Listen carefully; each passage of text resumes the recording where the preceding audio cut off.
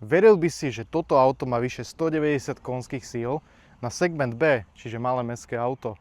Je to pomerne slušný údaj. Vedľa mňa sa nachádza MG3 Hybrid Plus a už ako názov napovedá, je to hybridné auto. Pod kapotou je 1.5 plus elektromotor a plus 2 kWh batéria.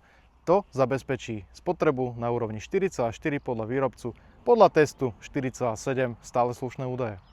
Interiér je pomerne jednoduchý, ale aj to je jeho výhoda. 7-palcový prístrojový panel, 10,25-palcový displej infotainmentu s príjemnou grafikou aj responsivitou, Apple CarPlay či Android Auto pomocou tohto vynálezu, to bolo v móde pred 4 rokmi, nevadí.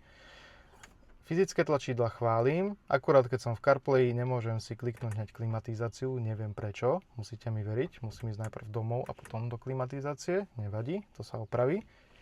Výduchy klimatizácie super, akurát keď ich dám takto dole, tak stále tu preniká vzduch.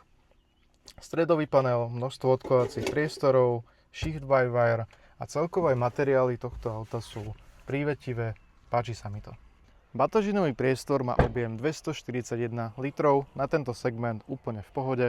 Dvojité dno, kabliky a batéria a sada na opravu pneumatik.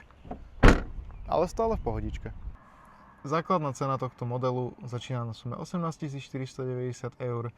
No a cena ze vším všudy, to sa dozvieš v článku na našom webe carlo.sk.